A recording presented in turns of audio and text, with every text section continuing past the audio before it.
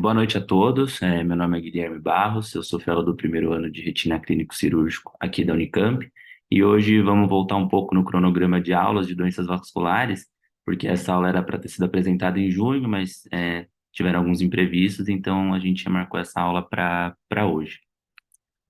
Falando então de macroaneurismas arteriais, essa entidade patológica foi descrita pela primeira vez em 1970 por Robertson e seus colaboradores, e tem como definição uma dilatação circular ou fusiforme adquirida dos primeiros três ramos das artérias retinianas, com tamanho variando entre 100 e 250 micras, geralmente em áreas de cruzamento artério-venoso. Eles são encontrados mais frequentemente na região superotemporal, mas essa ocorrência ela pode ser porque os macroaneurismas encontrados nessa região, eles costumam ser mais sintomáticos, então faz com que o paciente procure mais ajuda e para o pronto-socorro. Os macroaneurismas, eles apresentam uma incidência de menos de 0,1% da população geral, e quando encontrados, eles são encontrados geralmente em 75% das vezes em pessoas do sexo feminino. Idade maior de 60 anos, hipertensão arterial sistêmica e dislipidemia também são fatores de risco. Ainda vale lembrar que 90% dos quadros eles se apresentam de forma unilateral. A teoria mais aceita para sua fisiopatologia é que ocorre o enfraquecimento da parede muscular secundário a uma isquemia na parede do vaso, geralmente decorrente da hipertensão arterial sistêmica. Isso associado a um depósito de fibrina e colesterol que levam a afilamento vascular e fibrose desse vaso, reduzindo então sua elasticidade. Os estudos histopatológicos, eles mostram que além dos depósitos de colesterol e fibrina, foram encontrados microtrombos na parede vascular, que contribui para a diminuição da elasticidade do vaso, ficando então susceptível a uma dilatação. Diferente do que a gente vê nos microaneurismas, que geralmente são de 15 a 100 micras, os microaneurismas eles são originados pelo espessamento da membrana basal do endotélio, perda de pericitos e uma lesão endotelial. Os macroaneurismas eles são classificados em três tipos, de acordo com sua apresentação clínica, podendo ser quiescente, exudativo e hemorrágico. O macroaneurisma quiescente, ele é assim chamado quando a presença de exudatos e ou hemorragias, eles compreendem menos que um diâmetro de disco e são os que cursam com a menor sintomatologia. Os macroaneurismas hemorrágicos, eles apresentam componentes hemorrágicos maiores que um diâmetro de disco e são responsáveis por quase 50% de todos os macroaneurismas e estão associados com maiores sintomas. Vale lembrar que os macroaneurismas mais próximos ao disco óptico, eles apresentam maior calibre e maior fluxo sanguíneo. Assim, eles causam um estresse maior na parede vascular, podendo levar a maiores complicações. A sua apresentação pode cursar com hemorragias em múltiplos níveis ou camadas, podendo ser hemorragia vítrea, hemorragia pré, intra ou subretiniana. Os macroaneurismas hemorrágicos são os mais relacionados com problemas cardiovasculares e hipertensão arterial sistêmica. Na forma exudativa, temos componente exudativo em mais de um diâmetro de disco. E os macroaneurismas exudativos, eles levam a uma piora da acuidade visual de forma progressiva. Aqui, encontramos depósitos lipídicos em padrão de cercinato ao redor do macroaneurisma, podendo estar associado ou não com edema intrarretiniano e fluido subretiniano, que eles vêm desses vasos retinianos perilesionais. As formas exudativas, por sua vez, elas são mais relacionadas em quadros pós-oclusão de veia. Uma apresentação sugestiva de macroaneurisma é a conhecida Hourglass Hemorrhage, né? Que traduzindo no pé da letra seria uma hemorragia ampulheta, onde quando roto a gente encontra a hemorragia tanto sub quanto pré-retiniana. Essa imagem, né, numa retinografia colorida do olho esquerdo, que eu tirei do Januzzi, a gente encontra um macroaneurisma roto e a hemorragia em ampulheta, com hemorragias subretinianas e também pré-retinianas associadas. Em análise multimodal dessa patologia, temos a angioflúor como exame de escolha, tanto para diagnosticar quanto para delimitar a lesão. Ela é bem indicada quando a lesão encontra-se tampada tanto por hemorragia quanto por exudação. Em exames dinâmicos, né, a gente pode ver até o macroaneurisma pulsando em 10% dos casos. E ainda quando a gente vê essa pulsação, a gente tem que ficar alerta, porque esses macroaneurismas pulsantes, eles têm o maior risco de rompimento.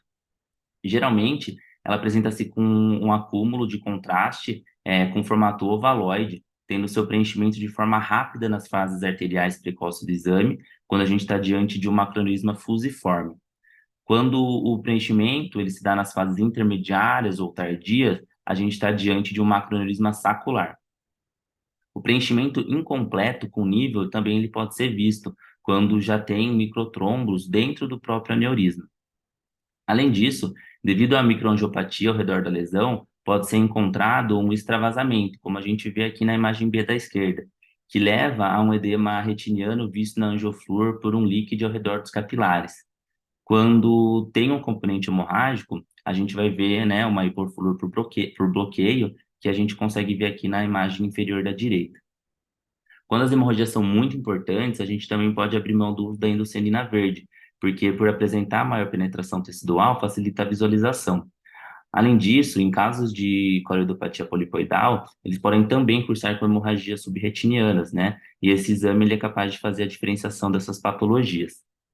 Já no ACT, é possível encontrar uma imagem redonda com bordos hiperreflectantes e um lumen hiporreflectante, como a gente vê aqui na imagem E, localizado nas camadas internas. E o seu interior ele pode estar branco em casos de aneurismas trombosados, como a gente consegue ver no OCT da imagem B. Além do diagnóstico, o OCT já tem seu conhecido uso, né, de ótima aplicação no diagnóstico de edema macular e também de localizar o nível das hemorragias e também avaliar possíveis complicações. O OCTA, por sua vez, ele tem o seu uso um pouco controverso, uma vez que o fluxo sanguíneo dentro do aneurisma ele pode ser turbulento, então ele não é detectado pelo exame. Como conduta, a maioria dos macroaneurismas eles têm resolução espontânea, deixando pouco ou nenhum dano visual. De qualquer forma, após feito o diagnóstico, os pacientes devem ser encaminhados para uma avaliação sistêmica para a identificação etiológica. E esses pacientes têm que ser seguidos com um especialista por pelo menos 6 meses.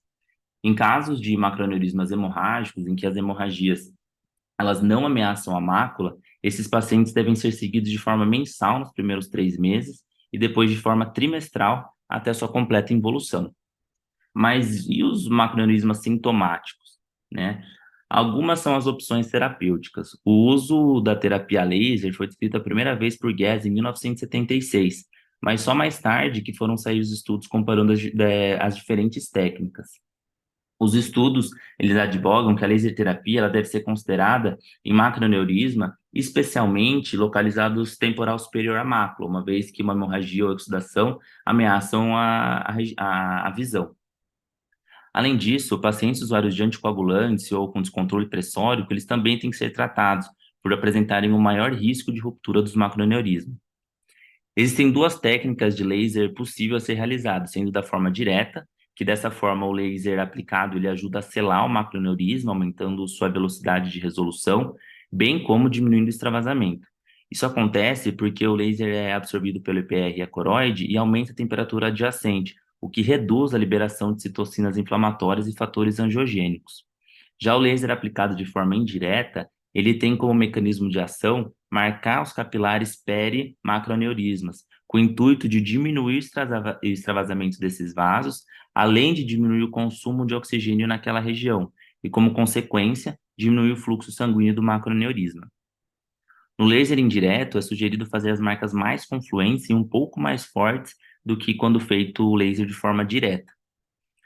Ambas as técnicas, elas apresentam evolução mais precoce, porém, o resultado é a mesma acuidade visual final, além de apresentar complicações, como oclusão vascular, rotura iatrogênica, escotoma, formação de membrana vascular e até exsudação.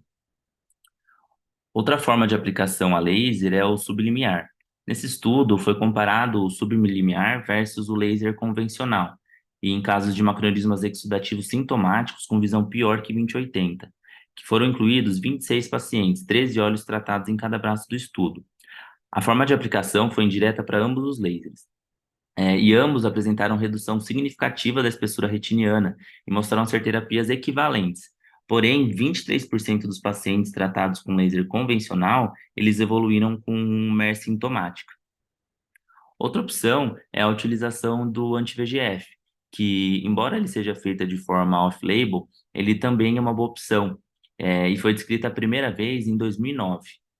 O anti-VEGF é que ele atua reduzindo o óxido nítrico, levando então a uma vasoconstrição e uma redução da permeabilidade vascular, o que contribui para diminuir o edema macular.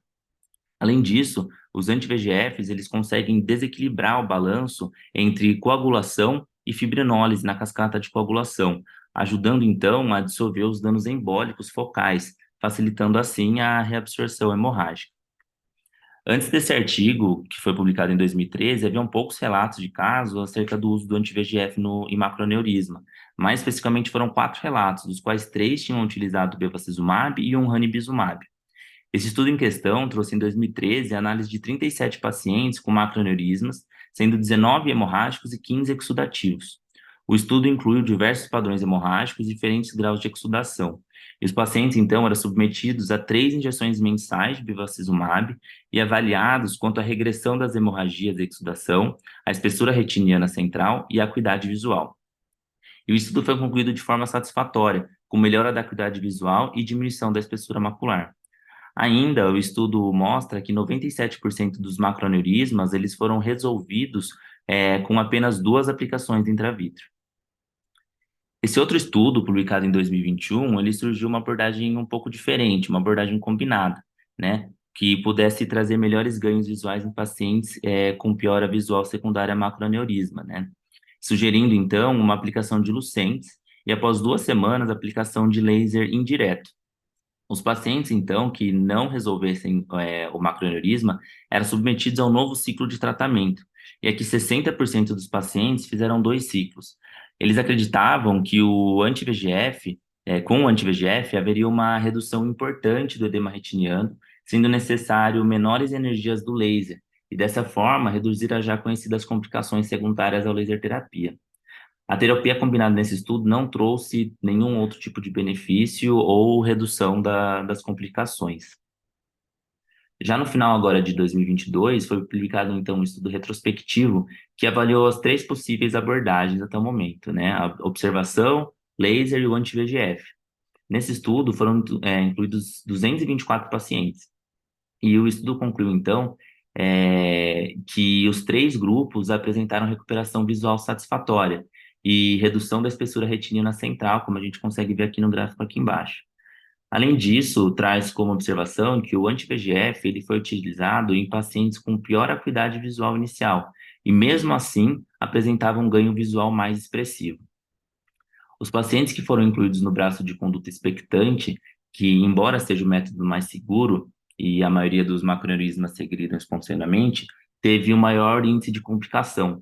O estudo sugere que os pacientes eles podem ser observados quando têm visão melhor que 20/32 e uma espessura macular central menor que 250 micras e que as comorbidades já estejam bem controladas.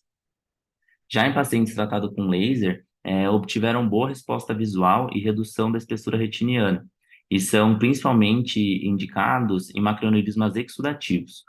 O estudo sugere que os macroaneurismas devem ser tratados aqueles que estejam a mais de 2.000 micras da mácula e ou apresentem edema macular moderado. Algumas são as complicações conhecidas pelos macroaneurismas. Entre elas, a gente tem as hemorragias pré-retinianas, podendo elas ser sublimitante ou subhialoide. Nesse caso, o uso do YAG laser em hemorragias pré-retinianas leva uma drenagem do sangue para a cavidade vítrea, facilitando assim a absorção mais rápida do sangue. A técnica consiste em realizar o laser o mais inferior e o mais distante da fóvea, numa área que ainda tem uma proteção do sangue pré-retiniano. Porém, nem todas as hemorragias devem ser tratadas, né? Eles falam que tem que ter pelo menos mais de 3 diâmetros de disco, essa hemorragia. Além disso, essa opção, ela tem que ser realizada geralmente na primeira semana após o diagnóstico. Alguns estudos falam para iniciar com a menor energia possível e aumentando, mas esse estudo em questão aqui, ele iniciou com uma energia de 5 milijoules, uma vez que uns estudos prévios a ele acharam que a menor energia para você conseguir fazer a ruptura era de 4,2 milijoules. E aí, em sequência, se não deu no primeiro tiro com 5, vai para 6, assim sucessivamente, mas para realizar no máximo 8 disparos, até que seja visto a drenagem. Tem que lembrar sempre de realizar esses disparos também distante dos vasos sanguíneos. Os pacientes eles têm que ser acompanhados na primeira semana, no primeiro mês e após 3 meses e depois de 6 meses. Outras técnicas um pouco mais invasivas são a mobilização do sangue da região macular por gás, associado ou não ao TPA. O TPA aqui, ele atua para dissolver o coágulo sanguíneo formado, facilitando então a pressão mecânica causada pelo gás. O paciente, após injetado o gás, ele tem que permanecer com a posição de cabeça de aproximadamente 45 graus para empurrar o sangue da região macular. Outra opção, em caso de hemorragias sublimitantes, por exemplo, seria a realização da vitrectomia com peeling, né, para fazer a drenagem ativa do sangue nessa região. Em casos de hemorragias submaculares, o dano retiniano se dá de duas formas, tanto pela toxicidade dos fotorreceptores, tanto por um dano mecânico causado pela contração das fibras de fibrina do próprio coágulo, que acontece logo depois da sua formação. Nesse estudo publicado no Retina, foi comparado o uso de TPA mais gás intravítrea, né, versus vitrectomia com TPA subretiniano mais gás. E o estudo apresentava como objetivo primário avaliar a mobilização sanguínea da região macular, e obteve sucesso em 90% dos casos, incluindo ambos braços tratados. Com isso, a utilização terapêutica do TPA em casos de hemorragias submaculares, ela apresenta bons resultados, mas vale ressaltar que, quando administrada de forma subretiniana, apresenta maiores riscos, como descolamento de retina, formação de buracos maculares e iatrogênicos. Embora tenham sido incluídos pacientes com apresentação do quadro de até 14 dias, alguns estudos realizados com modelos animais, eles sugerem que o dano retiniano após 7 dias já é muito importante. E após 14 dias já é notado a atrofia das camadas retinianas externas. Sendo assim, a intervenção mais precoce, ela pode ser mais benéfica. Eu vou citar aqui agora, brevemente, alguns diagnósticos diferenciais um pouco menos comuns, né? Sempre que a gente fala de macroaneurisma arterial, tem algumas patologias mais comuns que vêm na mente, como sequela de oclusão venosa, retinopatia diabética e até telangiectasias retinianas. Porém, o von Hippel, ele tem que ser lembrado, uma vez que quando encontramos os hemangioblastomas menores, eles também podem ser confundidos com macroaneurisma. Outra, por conta da sua similaridade na apresentação clínica, são os débitos hemorrágicos, que entram como diagnóstico diferencial. Ainda, outra patologia que cursa com a presença de múltiplos macroaneurismas é a IRVAN, né, onde os macroaneurismas eles são geralmente encontrados no polo posterior e raramente são vistos anterior ao equador. Porém, nesses casos, como o próprio nome da doença já diz, vão ter outros achados, como neuroretinite, vasculite retiniana, e essas alterações geralmente são de origem idiopática. Além disso, em casos de IRVAN, muitas vezes são encontrados múltiplos macroaneurismas em um mesmo ramo arterial. Por último, existem alguns marcadores de prognóstico visual quando se tratando de macroaneurismas.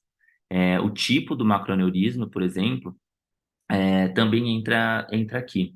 Os classificados como quiescente têm o melhor prognóstico visual. Já os macroaneurismas hemorrágicos distantes da mácula, quando comparados com um exudativo à mesma distância, eles apresentam o melhor prognóstico. Uma vez que os hemorrágicos, eles tendem a resolver de forma espontânea mais frequentemente. A presença ou não de exudatos ou edema também é um importante fator prognóstico, uma vez que os exudatos duros de longa data e edema macular crônico cursam com piora visual permanente. Outro fator é quando avaliada a duração do edema, do exudato de hemorragia, que cursam com maiores danos.